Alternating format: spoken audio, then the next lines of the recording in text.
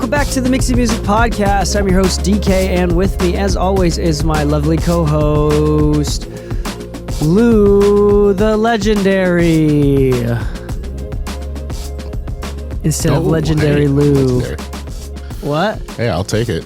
Just call me the Blue Eyes, except I got Blue the brown Eyes. The Blue Eyes Lu Dragon. Well, either way, welcome back to the Mixy Music Podcast. We're glad to have you back. Thank you for listening and showing support. Okay, real quick, I got an email this week, and I've signed up to a few email lists, marketing email lists. You know, we got Plug It Alliance, Cornef Audio, Mixland, and today we're going to talk about the one that Jesse sent out this week on Mixland. And I think I'm actually going to read the entire thing, Lou. Okay. Because you haven't read it before yet, so I'm going to read the entire thing. It's not super long, and then we're going to talk about it. Because I think this is actually a very well-crafted email, but not just that. I think this is a great story that we can all learn from. And so before I kind of preface it anymore and spoil the story, I'm just going to start reading it. So this is literally an email, and the email is like a note on collaboration. The art of collaboration, turning frustration into creative fuel. This past week, I was neck deep in the studio, finishing up an album for a really talented band. The pressure was on. The songs were really special, although the challenges were plentiful. Let's just say there were moments where I questioned the whole experience. Was the frustration worth the final product? The answer is yes. However, getting to that yes and getting to the finish line came down to one thing: aligning visions with the team. And more often than not, there's always that one guy. The one who, for whatever reason, makes things a little or a lot more difficult. You know the type. On this particular project, it was the drummer. Those damn drummers. Here's the thing. Collaborating in creative spaces is basically a masterclass in human psychology. We're all vulnerable artists here, and egos can run wild. So how do we navigate these situations and find a way to collaborate, even with the trickier personalities? My dad always had a great philosophy. When dealing with a so-called enemy, turn it into a game. A win-win game, that is. The game is called Disarm Your Enemies and Win Them Over. Here's a real-life example. Years ago, during the birth of my first child, there was a nurse. Let's just say that she wasn't exactly a ray of sunshine. Fast forward a few years, same hospital, second kid is on the way. And guess who walks in for her shift? Yep, you guessed it. Now, I could have negatively taken over. Sorry, let me reread that. Now, I could have let negativity take over, but instead, I decided to play the game. Through genuine conversation and some solid human connection, we unlocked a completely different side to her. The key, disarming with dialogue, not flattery. Forget cheesy compliments and fake charm. The key here is thoughtful dialogue and building genuine trust. This applies in the studio, at home, with your spouse, you name it. This week, with the, quote, difficult drummer, I swallowed my pride and went the extra mile to foster a truly collaborative environment. Every word from the producer was met with eye contact and respect. No suggestion was dismissed. All were explored with enthusiasm and open-mindedness. Critiques became a springboard for creativity, never a source of negativity. This wasn't just about politeness. It was about building trust. I had to prove to them that I'm equally as invested in making a masterpiece as he was, and here was the magic trick. We discovered a shared sense of humor early on. Jokes became a kind of creative language, making the process not just productive, but fun. Remember, they're passionate too. Here's the thing. That, quote, difficult, quote, person... Sorry, let me say that again. Quote, person. Here's the thing. That, quote, difficult person likely shares your passion for the project. They have a vision for the sound, a desire for tangible results. Our job is to bridge that gap to translate their vision into a reality they can never... Oh my goodness, sorry. Our job is to bridge that gap to translate their vision into a reality they can hear and feel. The importance of every note. Let's not downplay the importance of the job we get to do. For the artists, this is their life's work, their ultimate calling. It's a privilege for us to be part of bringing that vision to life. Music is powerful, and the work we do, whether you're a seasoned engineer or a recording student just starting out, is valuable at every single step. We have the potential to change lives through the music we help create. So let's get down in the trenches together. We are never too big to get our hands dirty and dig in on the hard work, because sometimes the most beautiful music comes from the most challenging collaborations. Signed, Jesse. Nice. Isn't that great? I like it. We talk a lot about on the podcast, we talk a lot about egos and how to navigate through them. We talk Forms about of communication. Communication. Yeah. We talk about, this is part of the reason why I love psychology so much, because I do feel like in what we do, the part of the reason why I can only guess and surmise that Rick Rubin does so well.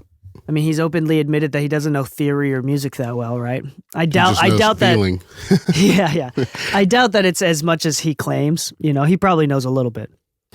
He knows enough to get by. Yeah. And but the biggest thing that, without a doubt, all of the reviews about him, artists that have worked with him, all say the same thing. Like, he's kind of like a therapist. He's a psychologist in the studio, allowing people to let out their innermost creativity without any sort of shame or embarrassment. And I think that is so important to understand. Lou, was there any parts of this that stood out especially to you? Yeah, it's one part that I can resonate, which is, me. When we first started the studio, I said, hey, when it comes to the clients, let me deal with them. I'm good with clients when they have a bad day. Like if there's some troublesome ones or anything, just let me deal with them. And it's not necessarily that the clients are troublesome or anything. It's just that not everybody knows how to deal with the difficult conversation, where if you have customer service experience, like whether that be on the sales floor or something, or because not every salesperson has to deal with returns and all that, right? Like the salesman pitched me on this and that. It's like, hey, I'm really sorry, that guy's retarded, right? And it's like, whoa, wait, what? You're agreeing with me? It's like sometimes it's just about getting on middle ground where you can kind of see eye to eye with each other so you can get to the next point. So funny enough, he talks about that quote unquote difficult person isn't actually difficult. It's just that you kind of have to learn a way to kind of win them over so that you can actually just get to the next step and actually find where everybody's happy again. Because right now there's just this little bit of difficulty in front of you. It's not that that person is right or wrong. It's just that you need to move over that hump of difficulty. Yeah. There's so many things. First off, shout out to Jesse for sending this out from the Mixland newsletter. Yeah. This is such an important topic, and it's not just one topic. There's a few topics. I like this. Here's the thing. Collaborating in creative spaces is basically a masterclass in human psychology. We're all vulnerable artists here. Yeah. And when we're all vulnerable, egos can run wild. Yeah. And it's this thing, it's fun.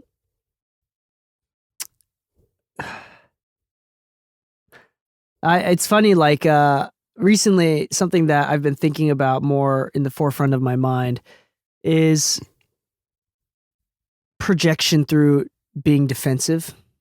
Mm-hmm. So it's funny how often we naturally become defensive, even to comments, or especially to people speaking to us. We don't want to be misunderstood. We don't want to be seen as the enemy. Yeah. We do something called costly signaling, which you can look up, in order to show that we are on the same team, right? There's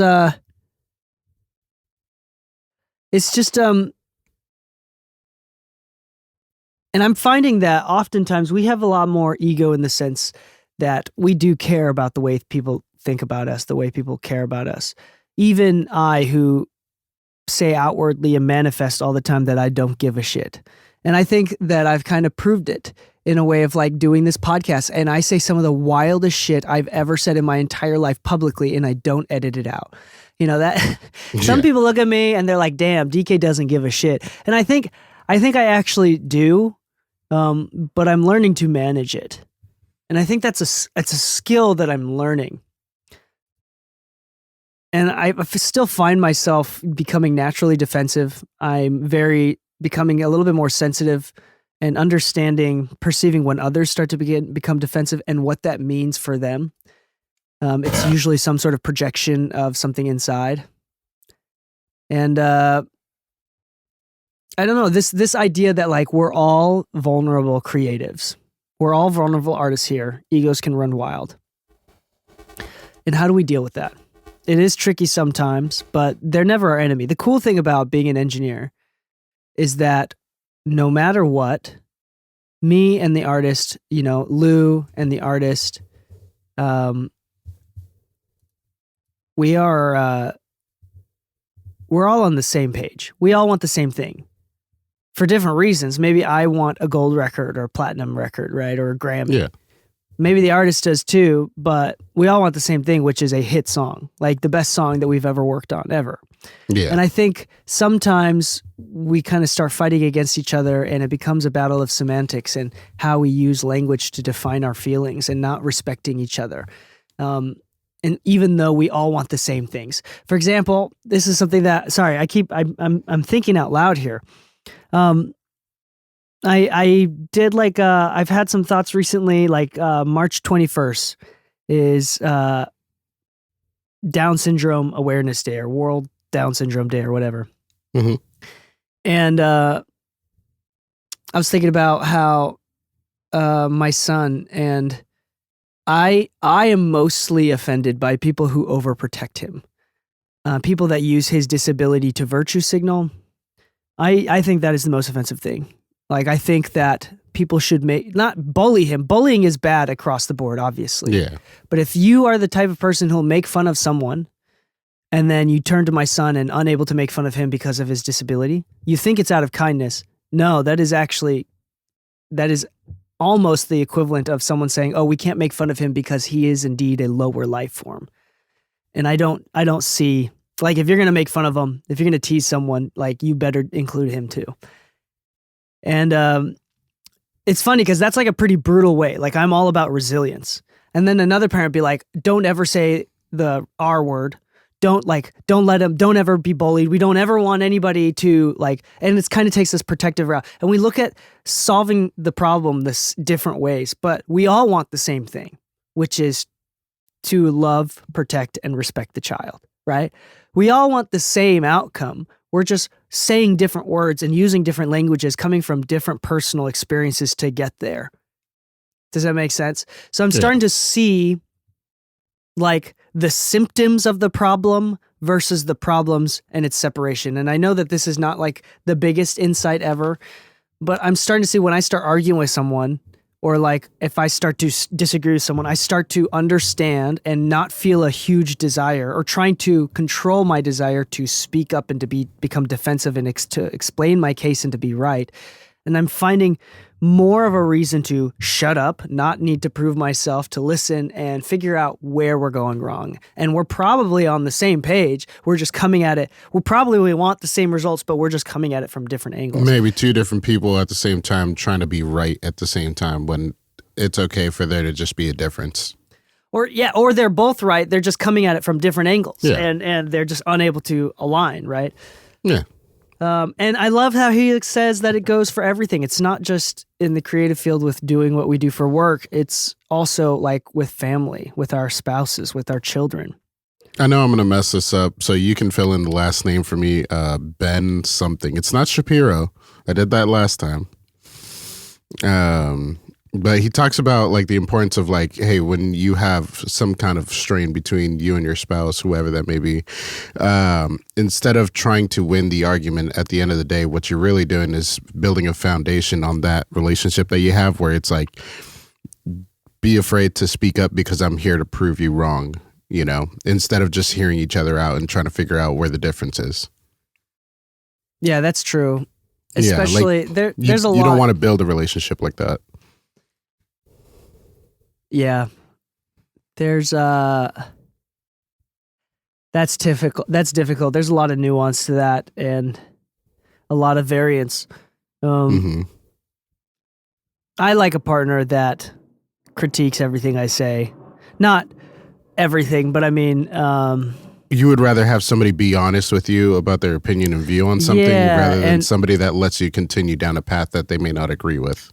Yeah, instead, instead, my wife just wants to be heard sometimes, right? And I think that's pretty typical, stereotypical across the board for spouses. Yeah. Anyway, what else did they say? For the artist, it's their life work. It's their entire calling. It's their life calling.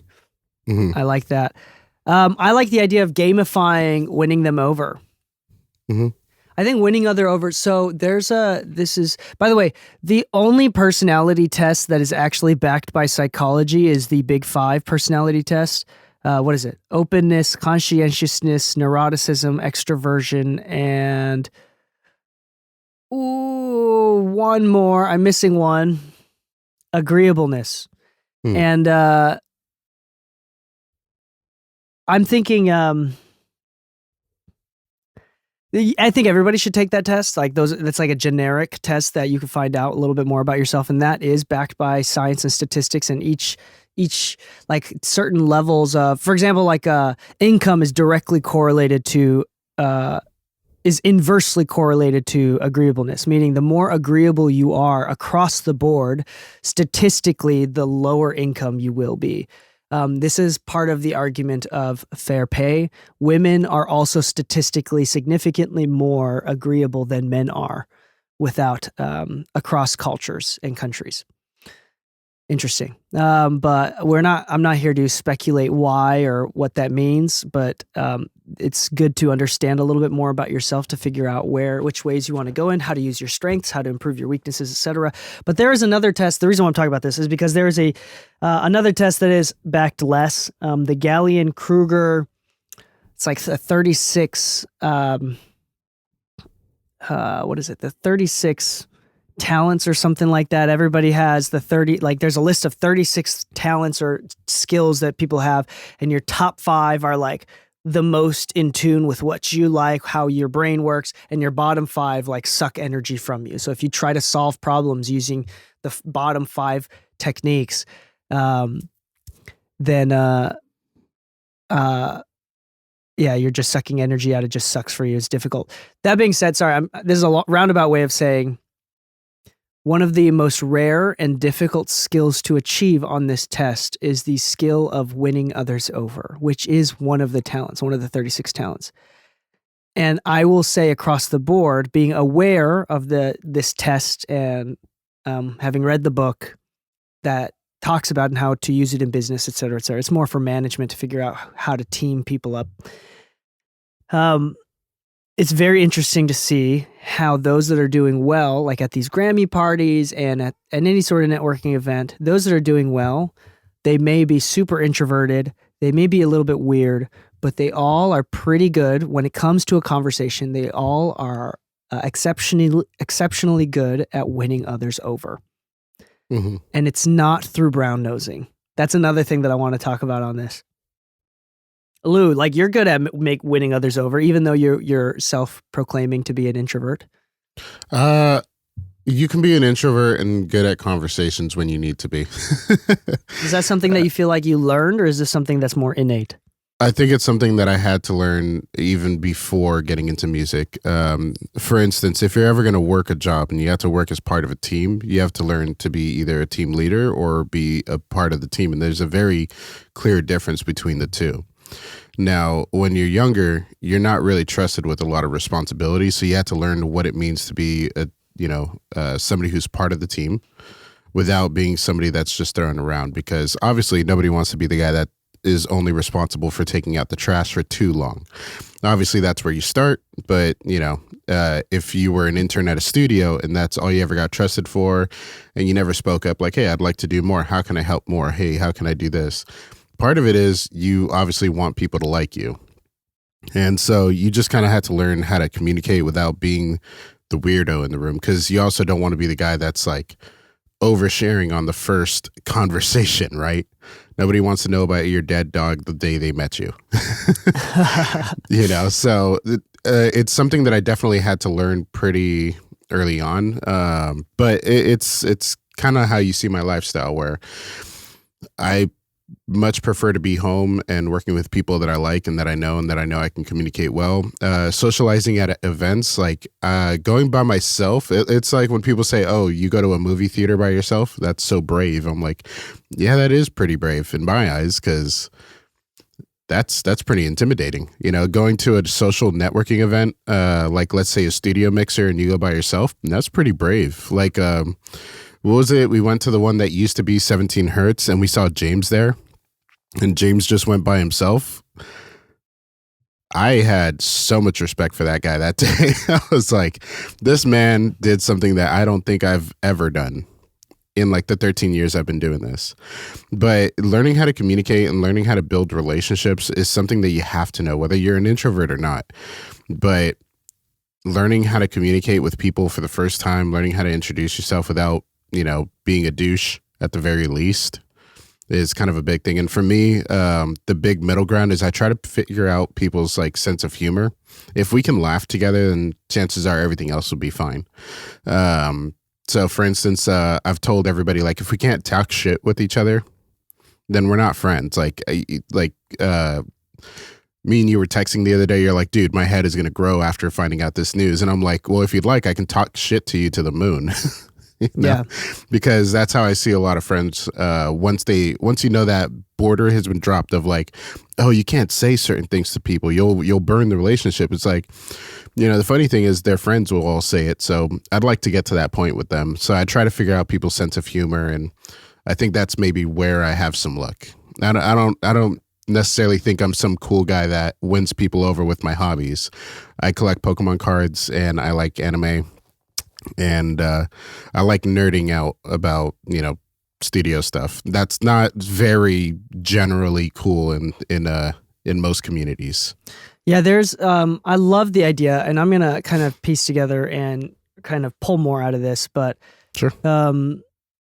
I love the idea of, and I'm starting to learn more the value and what that means of disarming with dialogue, not flattery. One of the biggest things that you see everybody complain about, like the people that are doing well, that complain about and are most wary about, is flattery, aka brown nosing. And it's really weird. And I'm going to try my best to describe it. But I think the most important sentence about that written in this article is Jesse writes, every word from the producer was met with eye contact and respect. Now, we're all taught to look people in the eye when we talk to them, but we get shy, we get nervous, and we don't have the self-discipline, the eye discipline to look them in the eye when they are talking, or when we ask them questions, or when we compliment them, et cetera, et cetera. It's very fake. But more practically speaking, I want y'all to think about this. This is something that becomes more apparent the older you get, or the better that you do, is okay, so think about it like this. If you are a celebrity and someone is very kind to you, you can't tell if you'll be unable to tell if this person is actually kind or if they want something from you. Yeah, right? That's and huge. To make it harder, the person who is being kind to you also will have a hard time being able to tell, to be able to discern if they are being kind to you because they like you or if they want something from you. So it makes it double difficult. Have you ever, like, hanging out with a celebrity, we are kind to them because we don't want to get fired, right? Most of the time. It's very rare. Like, that's why most people can't shit talk the celebrities they're hanging out with, because they don't want to be fired, right? Mm-hmm. And yet all of the celebrities' best friends are people that have the courage to shit talk them back. Yep. And so, and obviously if you start doing that from the beginning, it doesn't work well, or maybe it will. I've met like one or two that actually worked out with, and it's been fun. It's been fun. Actually, I feel like that would work more than you'd think. It'd be funny, especially in a playful manner. That's hard to do. But there is something really important about not over complimenting each other. And this is not some sort of masculine male thing. I think the book, The Courage to be Disliked by, what's his name? Kishimi Ichiro. He writes a chapter about the idea of complimenting, and how he even goes as far, because it's a philosophy psychology book. And he even writes about how he uses it in the context of parents to children. He even argues that parents should not compliment their children. And he has a really solid argument for the book that I won't ruin for you, partially because I also can't remember the exact argument. But go back and read it if you want to. But he says, when I say something to you, Lu, like you did a great job, like with this record, it can mean that comes from a place, usually compliments come from a place of understanding that you don't know what you're doing and I do. Like, this only is taken this way by someone with a really fragile ego, but this kind of proves it through that, right? Like, have you ever been complimented and then been irked by it? Yeah. Like someone compliments you like, damn, dude, that shot, like you had a great shot right there. Like they're complimenting you, but they're all the purpose of the compliment is socially making you aware that they are above you. Does that make sense? It's this weird subconscious portrayal of hierarchy, social hierarchy when you compliment someone sometimes. So, for example, we don't tell our neighbor who is moving, wow, you would do a really good job packaging these boxes. You know? Like, what was the example? If a neighbor helps us, we say, thank you. That is very kind of you. Like, thank you for doing that. Right? We don't say like, wow, you're like, I don't know. I can't do the example quite right. I need to find the example from the book. I have a good one. It's like, God damn, this guy's really good at folding fabric. It's like, what? Yeah, and this is most taken offensively by those with really really big egos. I don't want to say too many specific examples because then it can become political and in that sense. But in general, being careful with compliments, I think, is being over complimentive. Is that even a word? Can make you seem odious. That's just what is. That is just what it is. So, if you want to be liked, don't over compliment. Be a friend, and that is difficult. But I think anybody that's listening to the podcast can practice by meeting new people. That is something that you can learn. And when you are, if you do want to say something kind, obviously. Not fanboying is like the baseline, right? Yeah. It's like, of course, the obvious bit. But we're even talking about like don't compliment something unless you know what you're talking about. Like, unless you really are a fan. Like, don't go up to Tizio and be like, dude, I love Chris Brown records. If you've never heard Chris Brown records and you just know he's famous for liking Chris Brown. Like, there's no reason to compliment.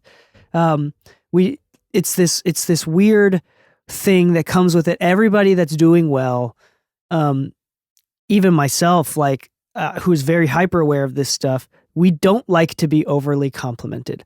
Lu, yeah. Like you immediately, if you get complimented, you say "fuck you," like as a joke. Yeah, no, I say it lovingly. So if you guys lovingly, but at the same that, time, yeah. It's because you can't handle it, right? Like, it's hard. Yeah, I don't like being put on a pedestal for personal reasons. Don't do that. Regardless of personal reasons, I'm saying that's fairly generalized across the board.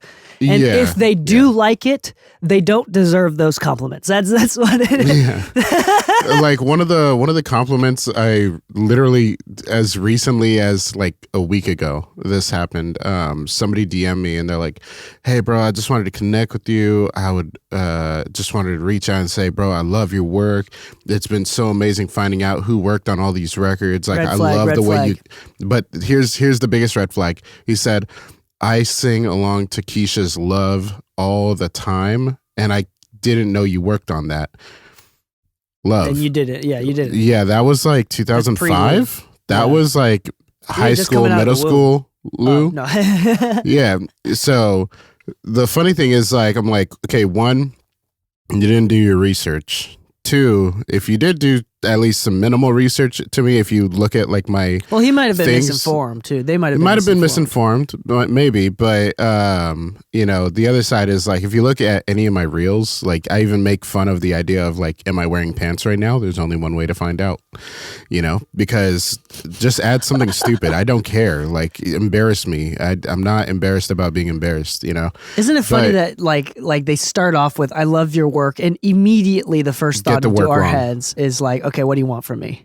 Yeah, because the follow-up message, and this is the real reason why, and I'll give an example of like an artist that actually told me about this and why she has such like trust issues. But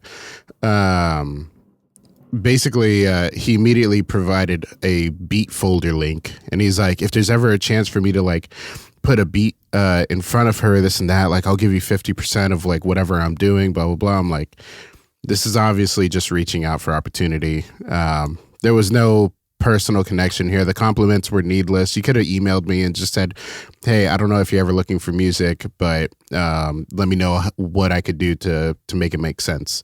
You know, an email would have sufficed, but you didn't have to sugarcoat it in a DM.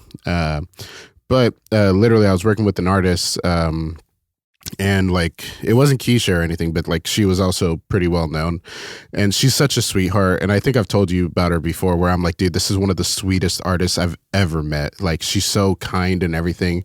And even when I met her, like I didn't know the person I was complimenting her to was her producer. Like I thought he was just another guy in the room, and I was like, oh my god, she's so cool, this and that. But you know, me and her got to talking one day because like everybody was running late to the session. And she talked about how she like has all of her original day one friends who like kind of stuck around, and she didn't blow up like throughout time. She just kind of had like this like bubble where like suddenly she got signed. And the people that stayed around her were still very true and very honest to who they were with her. They didn't like try to like get opportunities, get free tickets. No, it was just always common support. And that's how things were in her neighborhood. But when she moved to LA for the first time, she said, I could not understand whether people were being nice to me because they liked my music or they just wanted to be friends. But then I kept finding out later that they just really wanted something from me. And because of that, I have a hard time making friends now. Like somebody who genuinely came into this with love, just wanting to make friends, genuinely just knew how to make friends. But once she saw like, oh, some people really are just being fake, you know, and it's not to say that they're bad people. It's just they don't know how to communicate. Hey, I'd love to work with you, and I don't know how to bridge the gap from point A to B. And a lot of times it comes off disingenuous. So, you know, starting out a conversation with just a simple conversation, finding a mutual hobby, a common interest of some sort is literally all you need. And for me, what's always worked for me is just a common sense of humor. Like I said, if we can shit talk each other, then we'll be fine. I don't care if we work today or in 10 years. We'll work together eventually as long as we get along with each other. Number one rule is be a cool hang. Yeah, exactly. And that's something that we've talked about a lot in the show. Another great resource for you, if you haven't already read Dale Carnegie's How to Win Friends and Influence People, that is like a level 1 book. Like, just read it. If you haven't already, you should. It's not something to like go to the grave with, but it is like some of the most basic skills that you should be having in business. There are other things that I want to talk about real quick as well. I want you to, let's do it like this. I think the best way,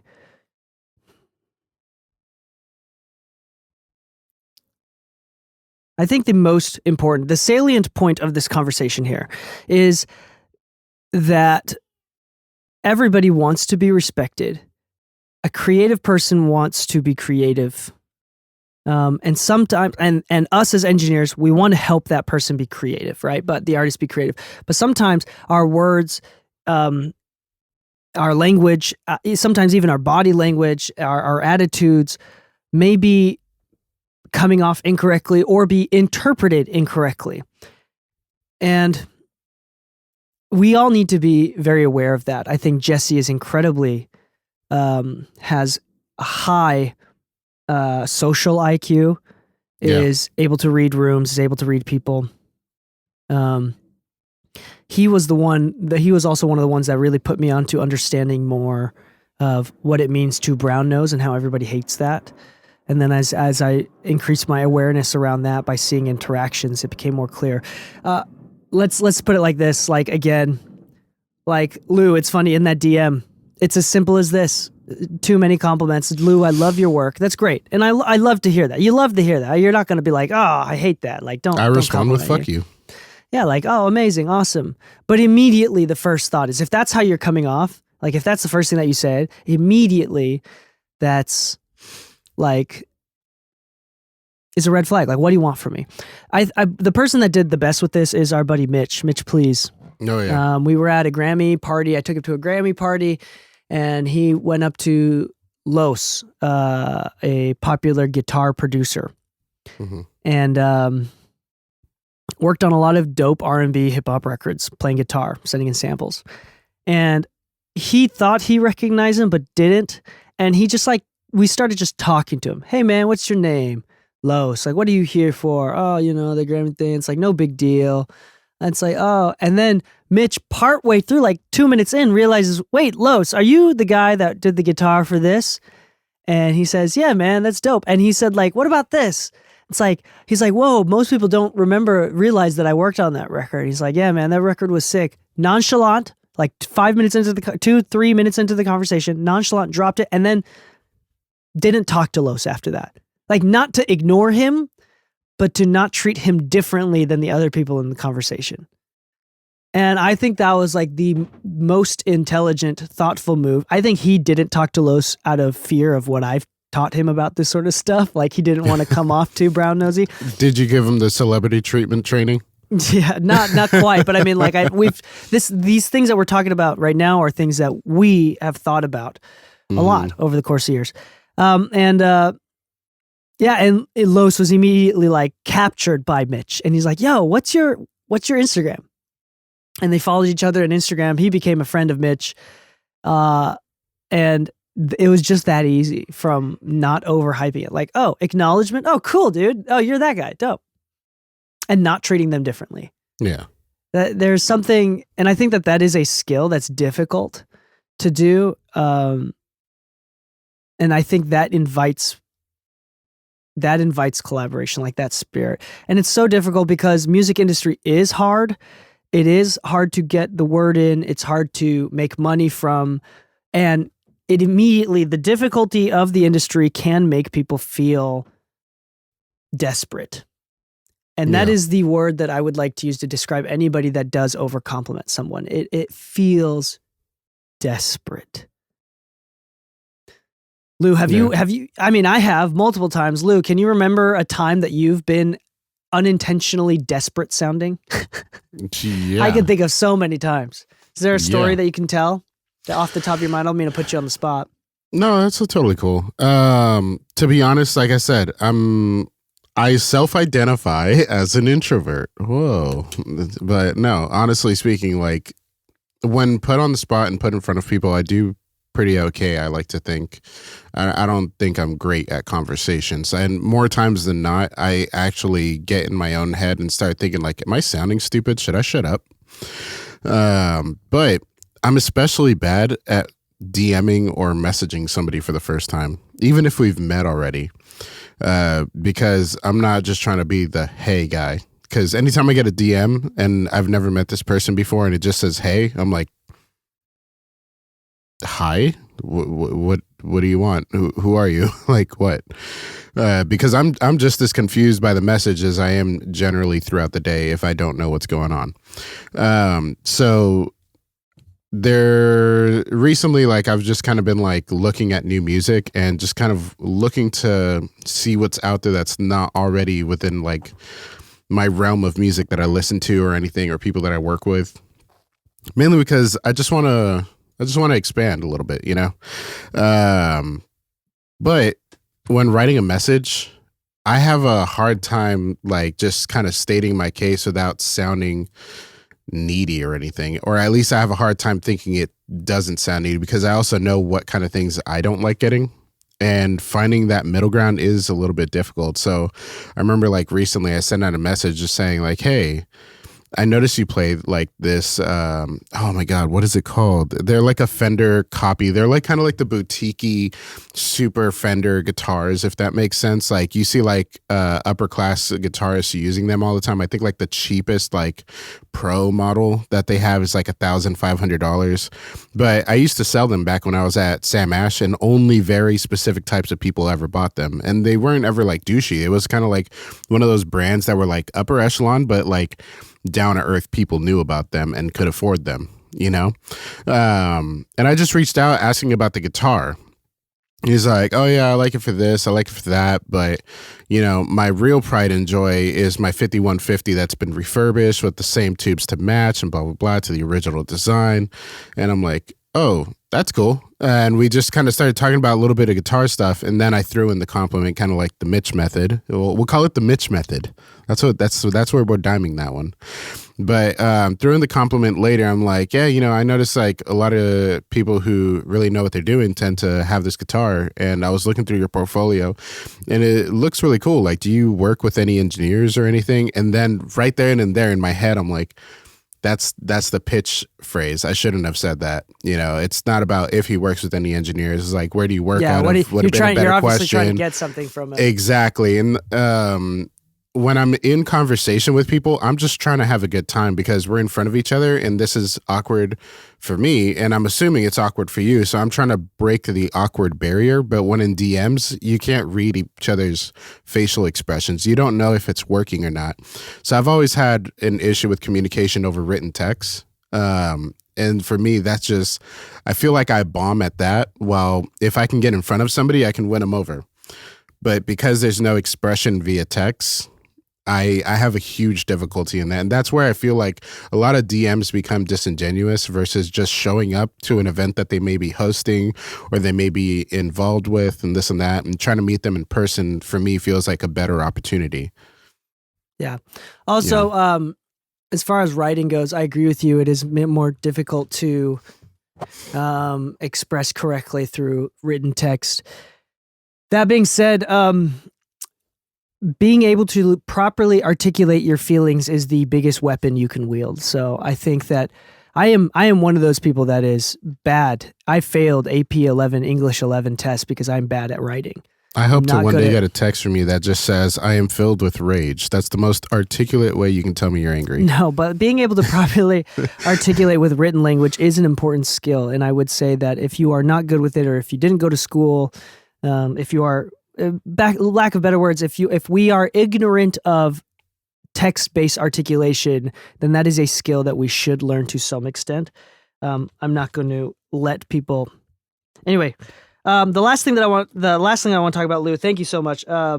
This same thing happens to me all the time, dude. Is getting on accident, dude. It happens most of the time on accident, which proves my point even more. Like, we're not trying to brown nose. We're not trying to do that. It's just like the subconscious, like, I hate to say hierarchy of like social status, but like that's what it is. Anyway, like desperation. Last thing I want to talk about, sorry Lou, is I'm getting off on tangents, is bullying. And dude, this is crazy. This something came up on my TikTok recently. And this is I hope, I don't know what I want. I want to increase the awareness on this. But I saw a TikTok, and this sort of genre of media is pretty normal. Look at Doja Cat and Chris Brown and Sam Smith 10 years ago, and look at them now. They've been taken over by Satan, and they like handpick images of them wearing like satanic outfits or whatever. And then I'm not gonna lie, that they're like, the industry is satanic, it's filled with demons. And granted, I'm trying to stay out of the theological, but that's typically the biggest bulliers are dogmatic Christians, I will say. Yeah.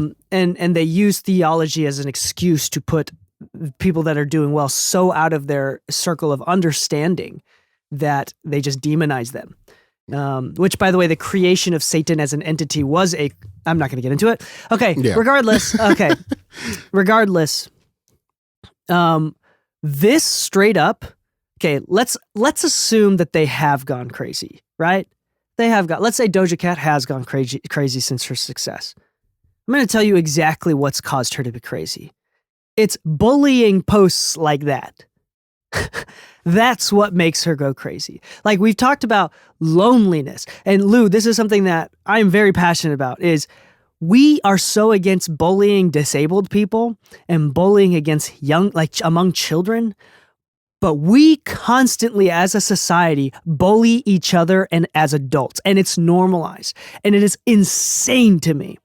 I do not understand. Like, if Doja Cat has gone crazy, it's because we as a society fucking keep bullying her and gaslighting her into thinking that she is indeed satanic, where she has, as a creative, has no other choice than to say, maybe I am, and has to embrace it as a sense of self-acceptance. Yeah. Does that make sense? Like, dude, the loneliest people that you and I both know are the biggest, most successful artists, creatives. Yeah. They are the loneliest people. Like, fucking love Keyshia Cole, love Trey Songz, but they are undeniably significantly more lonely than any normal pedestrian that we see every day. Mm-hmm.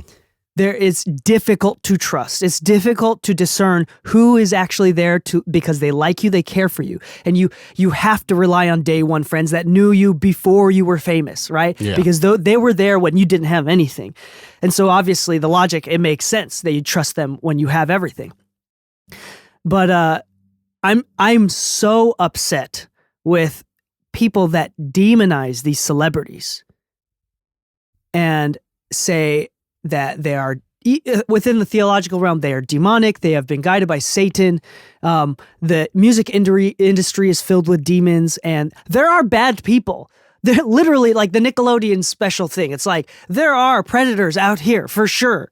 Oh yeah. But it's not different than any other industry. There are doctors, regular family doctors that are also predators. Like just because it's in the news doesn't mean it's more prevalent. Yeah. Access to information did not necessarily make it to where this is happening more. It's just opened our eyes a bit more. Yeah. And it's just confirmation bias. I like to think about it like this. People that don't know these celebrities on a firsthand basis, like they see themselves as so far away from that level in the hierarchy that there's no other way to cognitively manage that difference than to demonize them. So in order to feel superior, people that with extreme superiority complex from a feeling of inadequacy has to demonize those doing well. This is also a commentary on those that hate the rich for no other reason than to be rich and to demonize the rich, which, by the way, to me, all it is manifestation of poverty for the rest of your life if you demonize the rich. Don't do that. That's just manifesting poverty. I'm not saying that the rich are innocent, and I'm not being defensive or all apologetic about the wealthy. What I am saying is that they are not half as bad as people generalize them to be. And they get okay. Anyway, sorry. In general, the point is, stop the fucking bullying. That is, and if you cannot see what this TikToker demonizing Doja Cat as anything other than bullying, then something is wrong with you cognitively. Your ego, something is messed up, and you need to seek help. You need to figure it out what it is. Who in your life is removing you from society so much and from understanding so much that you are unable to discern that as bullying? Like, whether it's a parent, a sibling, a pastor, it doesn't fucking matter. The point is, those are the real demons in your life. Do not bully those. Why would you do, especially if you're trying to make it in the industry? Leslie Brathwaite said to me, the moment that you think modern music is no longer, what did he say? Good. The moment that you think modern music is no longer applicable, then your career is no longer applicable. Or like, if you don't think that modern music is good, then your career is no longer good, or something along that line. And as professionals, as someone that I hope, if you're listening to the podcast, you aspire to do well, to get Grammys, right? Potentially. This is a part of your life that you need to understand is these people are these celebrities are incredibly misjudged constantly. And it takes, and it's difficult for me as a normal person, as a pedestrian, to watch.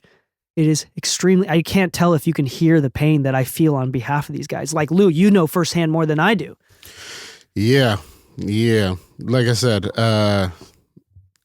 if there's somebody I care about in the world, I definitely go to bat for them. And you've seen that even yourself. Even when we work together, like if I feel like, yo, we should reconsider a position on this, it's because usually I feel kind of tied to something. And usually the people that I work with, if I work well with them, we're good people to each other, I typically will try to go the extra mile for them. Main reason is just like, I want to make sure they're good. I want to make sure we're good. And nobody wants to have a difficult time. But I also know what's going on in their life, because when you build a good enough relationship, they'll let you know what's going on in their life, And sometimes you do hear about like the shit that's going on. Like I've heard some of the craziest celebrity drama that you'll never hear on TV or in the news outlets, that you're just kind of like sitting there and like, fuck, man, this is like a whole other level of things that we don't see. We don't know that they deal with, that at a certain point, I wouldn't say I'm feeling empathetic or anything necessarily, but you're like, damn, I wish I could make part of your life easier. And that's where you're kind of like, you know what? I don't have anything to say about you right now, and I don't feel like talking shit to you because you probably got enough shit going on.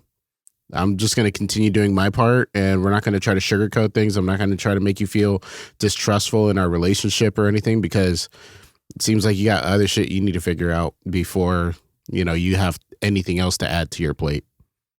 And that's kind of the reality. That's why a lot of people, when you talk about bullying, part of what I hear, or I guess part of the way I can see people reacting to this, as far as those who have to deal with the bullying, like the bullied people, is like, well, now you kind of see why I have distrust issues, because some of the people that they're talking to are also feeding the machine that's also bullying them. And unfortunately, that's one of those, like, if you start talking too much to somebody, if you start getting too friendly with somebody and start saying certain things to the wrong person, they could use that as fuel against you at a certain point. Yeah. Yeah, and bullying's not going to stop. It's more. I'm more speaking on the side of like, become personally aware as a person, like to exactly. conquer That's yourself.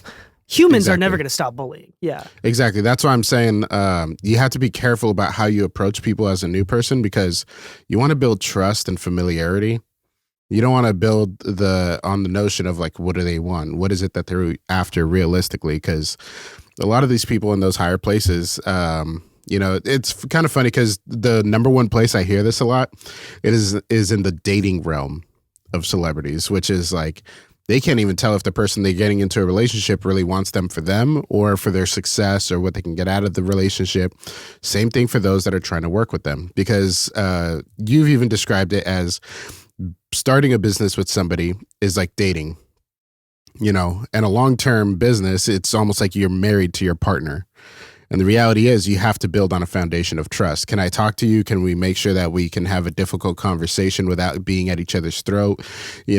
Realistically, a lot of these people that we're trying to work with, the people that we want to network with and grow with, they probably have 1,000 other people hitting them up, trying to work with them, and have all had terrible intros to their conversation. So they see little flags and they start picking up on little patterns. And that's where you kind of want to stand out by, literally, you don't have to shoot your shot right in the first message or in the first hello. You could just be a cool person that stood out by just being a cool person. That's true. Yeah. Big amen to that. Okay.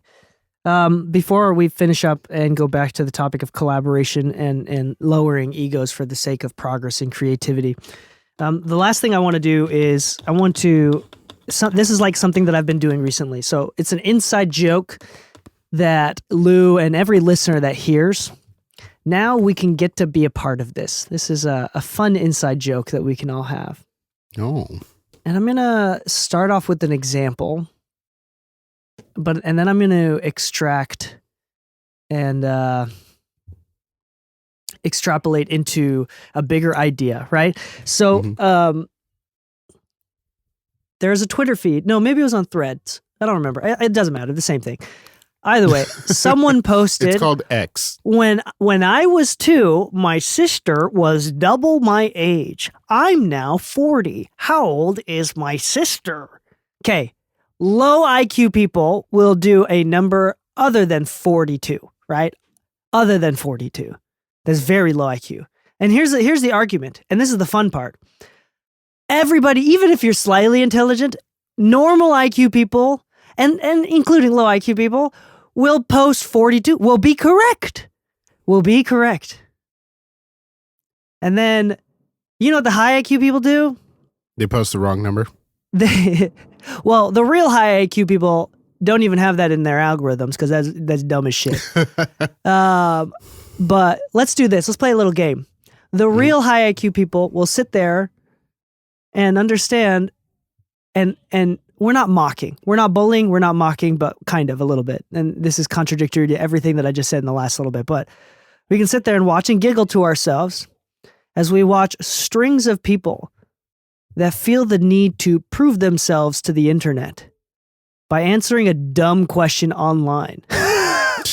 like it's laughable. Like, where did that level of inferiority come from? Like, why do you feel like you need to prove yourself? Yeah. And then of course the trolls are the ones with the high IQ. No, I'm just kidding. Like, the answer is actually 80. Duh. It says there's double my age. It says 80. It's kind of funny because like I've seen where certain accounts, they'll be like influence accounts, like whether it be like whatever, political, comedic, whatever, it doesn't matter. But they'll purposely misspell words just to get their interactions up because people need to prove that the word was misspelled. I'm like, I'm sorry, did you not see what they did? You literally walked right into it. You got their algorithm working. You got the interactions, you got the likes. Now people are correcting you in whether it's an Oxford comma or a regular comma. I'm sorry, but like, why? You should have left that one alone. Now it's going to pop up more in your feed, and all because you wanted to spell check somebody. Yeah, and also like it's funny, like trolls, at the end of the day, trolls typically like the feeling of superiority by showing power over emotion. So if I can piss you off by saying something obviously dumb and you don't realize that I'm being sarcastic because it's obviously dumb, and you think I'm being serious because you're not dumb enough to understand that that was obviously incorrect, and you think so little of humanity that you believe someone actually will believe in that, it's like, it's fun. Like, I don't do this, I'm not a troll, but I can understand the thrill of showing superiority and dominance through controlling other people's emotions. So the high IQ thing is to be more Buddhist in approach, and is to realize when someone cuts you off, you don't need to create a false narrative about how they're a dick, they're just bad at driving because of some sexist or racist thing that you really think in the moment. Fucking turd. The only truth is that they cut you off. That is the only truth. There is no other truth that it exists. And the narrative and your feeling towards that truth changes if you understood that they cut you off because their wife is in the front seat about to have a baby. Or they may be distracted because one of their parents just died. So they're a little distracted. They weren't paying attention. Or if you understood not Occam's razor. Was it Occam's razor?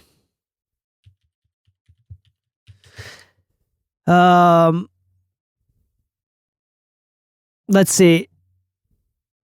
Hold on, not Occam's razor. What is the other one? Oh, freak. How does it go? The razor, the idea, the problem-solving device that we use is do not attribute to malice, which can easily be attributed to stupidity or ignorance. The idea that people are living in their own lives, in their own personal self-interest, and because someone cut you off does not mean it's malicious. They could have just been stupid and not been paying attention. And the fact that you immediately attribute it to malice shows that you in those moments probably make those decisions based on malice and is more a reflection of your own. So this is the game that I was talking about earlier. Next time you see comments that piss you off or comments that upset you, don't be pissed. Just know that these people are admitting online how weak they truly are, and it's like a sad thing. Like, oh wow, like you really believe this? That's crazy. Like, that's very sad. And if you can approach, and the reason why this is good actually is if you can approach things and realize how, if you're able to slowly learn how to discern how these emotions, opinions, and these words reflect, like more intuitively understand how that reflects their internal perspectives and challenges in life, then it's going to be easier to become friends with people. It's going to be easier to approach. It's way easier to approach random strangers at a Grammy party where everybody's trying to look cool, trying to act important, want to be seen as important. It's hard to go up to a random stranger and start a conversation. It's very intimidating unless you get to the same level and realize, oh, we're all just socially anxious and we're all just trying to look cool. Yeah. And once you kind of understand that, like, oh, this is just us being humans and none of us are that special. We're all just socially anxious, maybe slightly autistic. Like that makes approaching people so much easier. Yeah, I'm not going to lie. The way I look at it is everybody's scared of going to the gym because they're like, oh, but what if I'm doing the workout wrong? What if, I'm not as in shape as the other people? Or people are going to be looking at, oh, look at this fatty working out. I'm like, dude, everybody at the gym feels the same exact way. That shouldn't really be the barrier to going. Like, I'm not saying it shouldn't be a barrier. It could be a barrier. Everybody's socially anxious. I sure as shit know that I am.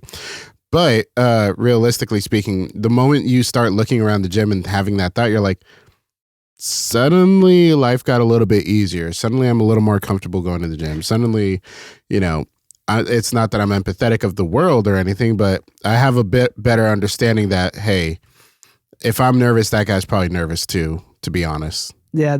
There's also like the idea of like, I mean, Lou, as a relatively long time gym goer, and me as a runner, when I see someone morbidly obese, like very unhealthy, running on the trail near me, there is nothing in my mind other than, holy shit, you go girl, you go guy. Yeah. Like the biggest, and oftentimes I try to say it out loud.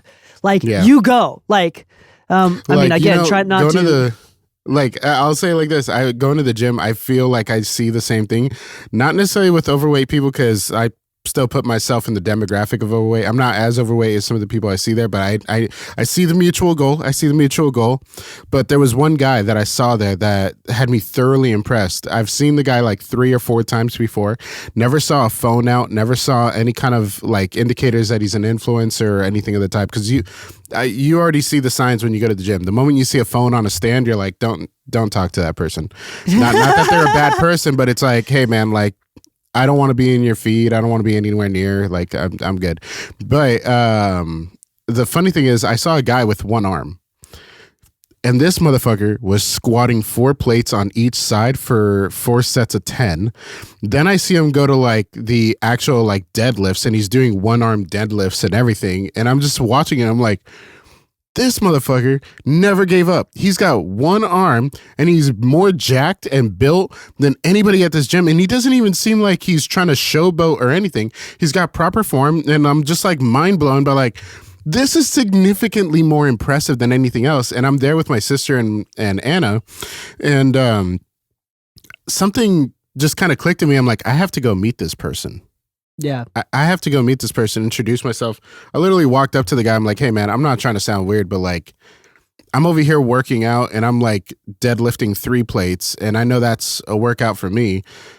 And I'm using 2 arms. And what you're doing is so fucking inspirational and shit. I'm looking at myself like I'm a little bitch.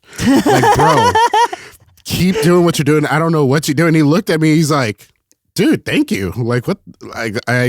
We're thanks. all insecure, man. We're all insecure. Like, he was just blown away that I'm like, dude, you realize that like you literally removed the mentality of handicap or like or anything. Like, you're outdoing everybody next to you, and you don't even got a camera out trying to show it to the world or anything. Like, bro, like, hell yeah. Yeah. I don't want to we all have filters and biases. Of course, I'm not free from my filters and biases and my internal problems that I have. But the point is, I'm trying to become more aware, and I hope that everybody that's listening is also starting to become a little bit more aware if you're not aware already. Statistically speaking, those that listen to podcasts are higher IQ. That is just statistics. I mean, you can't deny the Good empirical job, data. smarty pants. You can't deny the empirical data. And you think you're some kind of wicked smart guy? So the next thing, to finish up the game theory thing here on my end is... No, not game theory. I don't want to gamify. That's very judgmental. But the idea of like, let's put it like this too. Every time you see Music Tech post about, like recently, Music Tech was posting articles about how Spotify actually paid the most amount of revenue from streaming this year than ever before. I saw that. Yeah. And I want you to realize everybody that's complaining in the comments, in other words, is admitting on publicly on the internet that not only are they not currently doing well, but they have no hope that they will ever do well. Yeah. Because anybody that actually thinks that they can eventually get to the level of doing well won't complain about good news like that. Yeah. And the only people that do are trying to express superiority through extreme feelings of inferiority. So don't do that. You're manifesting poverty. That's what you're doing when you complain about good news that Spotify put out. You're manifesting poverty. Regardless of whether or not you're right or wrong, you're manifesting poverty. Stop that fucking shit. You're looking like you're infantilizing yourself. You're looking like a little bitch. That's what you look like to anybody that's actually doing well and knows about how difficult it is to do well and how much work. Because every time that you say that, I can't believe I'm not doing half as well, what you're also doing is, and yes, there are few and far between that didn't have to work very hard to get to where they're at, but I would say that that's very few and far between. Most of us, if you complain, what you're subconsciously doing is also justifying your loss. And you're putting down everybody else that has done well through much intense hard work, probably harder work than you've put in. So I want to be clear on that. Don't do that. Don't do that. Yeah. Anyway, So- we're kind of got off topic, but go ahead, Lou. I was going to say, So what? somebody sent me that link to the article and everything, and I saw it like previously before, I forget where, but somebody had brought it up as a point of conversation, just asking like, hey, what's your opinion on this? And I'm like, I mean, makes sense. They're the biggest platform. Like, what do you mean? Like, what exactly are you looking for me to say, you know? Turns out the real basis of the conversation that they were asking, they're like, how is it that only, I think it was like, what was it, like 15-20% of the population on Spotify is making more than $16,500 a year in royalties from it? I forget what the number was, so I'm not going to quote exact numbers or anything, but I just told them like, well, let's put it into context outside of music. I think this directly correlates to people's work ethic. How many people do you know that claim to engineer, that claim to mix, that claim to master, claim to do whatever the fuck they do, or even just run a business in general, whether it be running a grocery store or anything? How many of them do you think as a percentage really succeed to the point where they can start a chain, where they can start expanding, where they can start scaling? I think it has more to do with your work ethic and how well you prepared yourself as a business, because this is the music business. That will show if you become part of one bracket or the next. Those that are making in the millions, sure, they've got label backing. I'm sure Drake's up there. I'm sure Kendrick's up there somewhere. But, you know, they have an entire system and business behind it that actually is tested and proven. If you're just a new artist, this is your first year, and you wrote the most groundbreaking record, but you did no social media, reels, TikToks, anything. You didn't do any email captures. You're not performing at any shows. You have nothing to complain about. You still got a lot of work to do before this becomes profitable. Writing the song and recording it and putting it out was probably the most costly part of the venture at the starting point, because you had to invest into it. Nobody's paying for your record when they've never heard a single record from you. But, you know, those statistics are showing those that seemingly have found a way to make it work, you know, which to me just says somebody got their business shoes on and got to work. Hell yeah. Hell yeah. I agree. There's like one other thought that I wanted to add in. We understand that most people listening to this, the vast majority of people are not quite at the level where they are making what they want from their income from music. If you were, you would, I don't know, like, No, I don't want to say that you don't need education if you're doing well, but I am saying that, like, yeah, it's like they're probably hungry for a reason for education. So one, I think you're in the right place. By the way, I don't want to talk myself up, but you are now listening to, okay, hold on. This is going to go into a completely different tangent that can be very negative if I'm not careful. So I'm going to say it simply. I'm just going to put it like this. You are listening to a podcast and gaining education from the gold record engineer. And now I am a Billboard charting engineer. Hell yeah. And there are very few influencers out there that are actually, while they're teaching, are actually doing well in the industry. Yeah, I'm not going to lie. I think...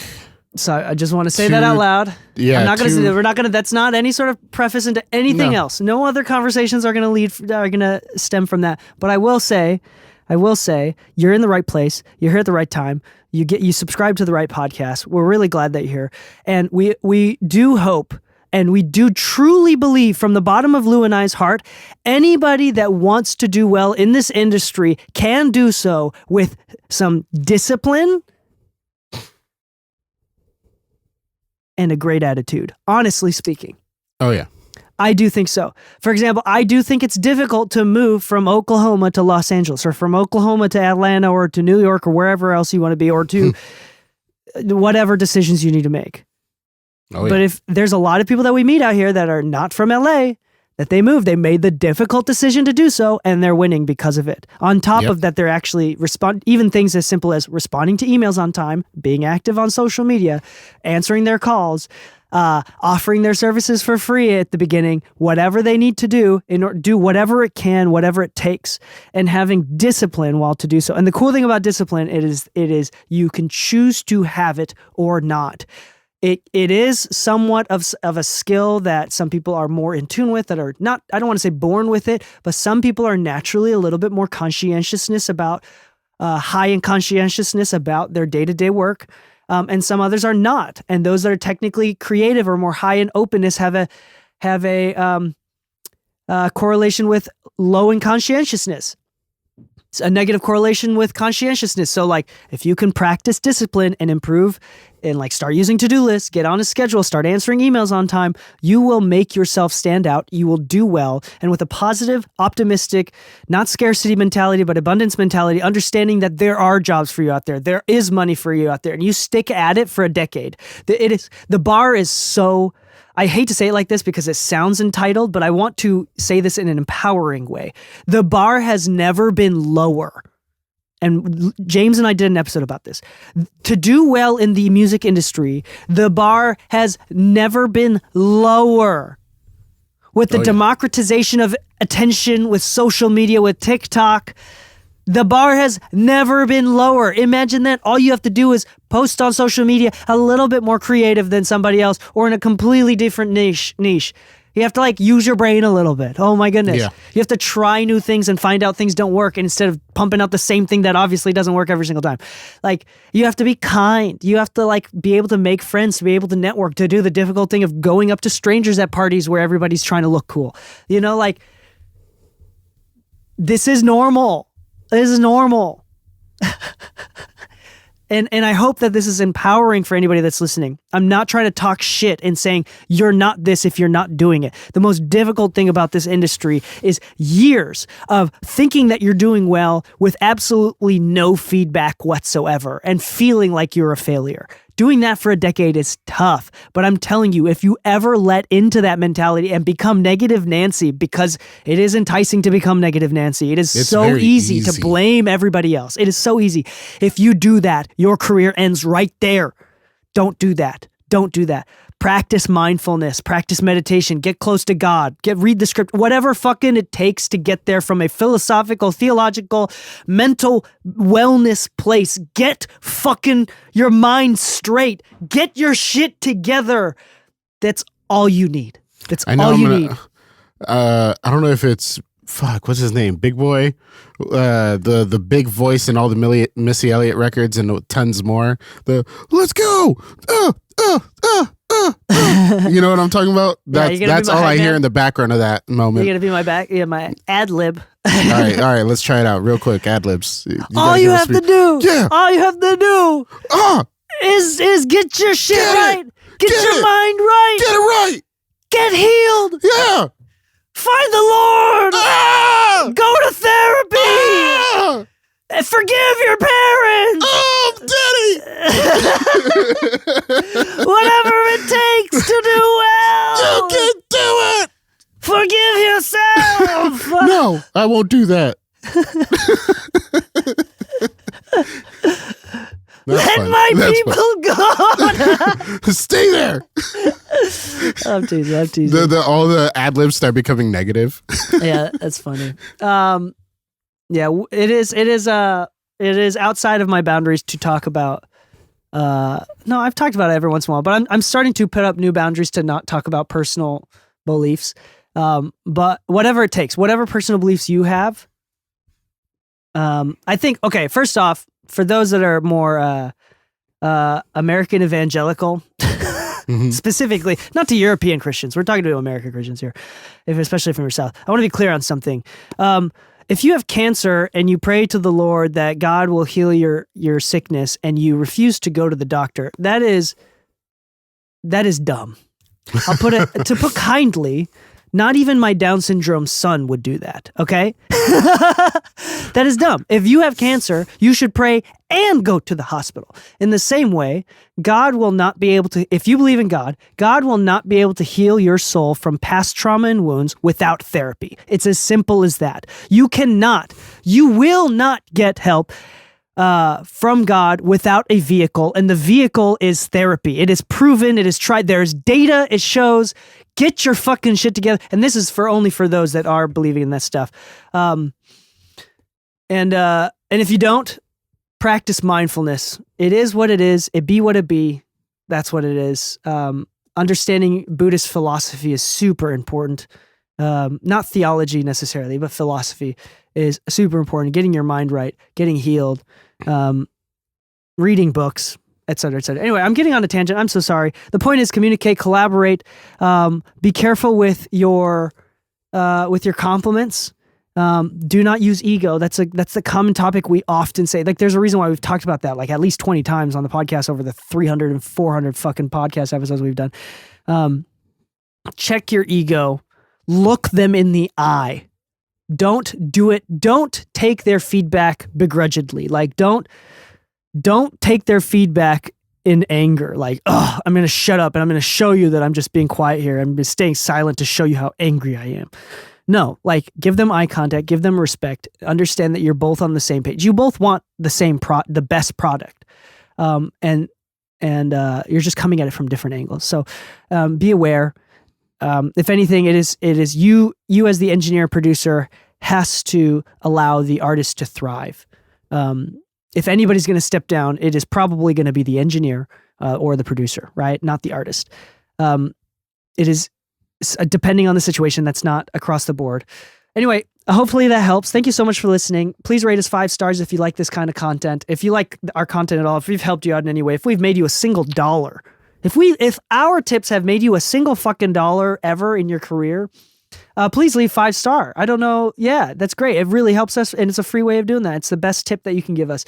Otherwise, we have exclusive episodes 2 times a week, right? And go check that out, mixingmusicpodcast.com/exclusive. And on that note, happy mixing, my friends, and stay saucy.